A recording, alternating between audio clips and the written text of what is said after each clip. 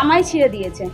আমাকে বলছে যে চল তোকে দোতলায় নিয়ে যাচ্ছি, তোকে আরজি কলের মতো ব্যবস্থা করে দেবো।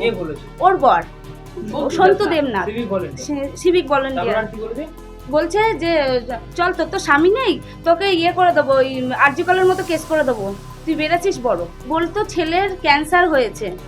তো আমার দ্বিতীয় বিয়ে, আমার সেকেন্ড ম্যারেজ, প্রথম ম্যারেজের ওই ছেলেটা।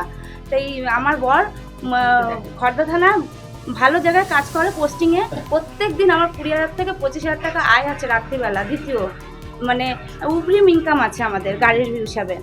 তা বলার পর ও টাকাগুলো নিয়েছে, আমার ছেলের ক্যান্সার দাও দিদি, দাও দিদি, টাকাগুলো দাও, লোন তুলে আমি শোধ করে দেবো।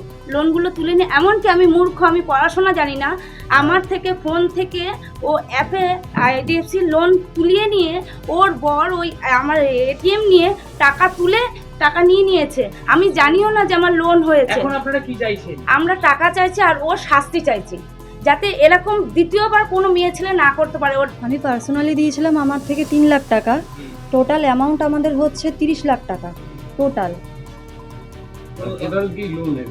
লোনের সংস্থা থেকে আমরা সব টাকা পয়সা দিয়েছিলাম। আমাদের থেকে বলেছিল, বিশেষ করে আমার একটা ছোট বাচ্চা আছে অসুস্থ, আমার বাচ্চার নাম করে, আমি জানি না, আমার বাচ্চার নাম করে আশেপাশের লোকের কাছ থেকে টাকা তুলিয়েছে, যেরকম চাঁদা তুলে সেরকমভাবে টাকা তুলিয়েছে। আর সব থেকে বড় কথা হলো, আমি যখন টাকাটা চাইতে যাই আমার লোনের টাকাগুলো, তখন আমাকে বাজে বাজে কথা, রাবাসে হুমকি দেওয়া, আমার বাচ্চাকে তুলে নেওয়ার কথা। এমনকি ওর হাজবেন্ড আমার বাড়িতে এসে আমাকে থ্রেট দিয়ে গেছে, আমার হাজবেন্ডকে থ্রেট দিয়ে গেছে। ওর হাজবেন্ড হলো সিভিক ভলেন্টিয়ার। যখন আপনারা টাকা চাইতে গেলেন তখন কি করেছে? তখন বিশেষ করে আমাকে রীতিমতো দরজার পিছন দিক থেকে এসে ওর শাশুড়ি একটা বটি নিয়ে আমাকে কোপাতে আসে, আর ওর বর আমাকে এমনভাবে মারে আমি সেখানে স্পটে অজ্ঞান হয়ে যাই মারাত্মকভাবে। তখন সেই মুহূর্তে আমার কোনো জ্ঞান ছিল না। হ্যাঁ, সিভিক ভলেন্টিয়ার, অন ডিউটি অবস্থায় ছিল ওনার হাজবেন্ড। অন ডিউটি অবস্থায় রোলার দিয়ে আমাকে এমনভাবে মেরেছে, আমি সেই মুহূর্তে ওখানে অন স্পট অজ্ঞান হয়ে যাই।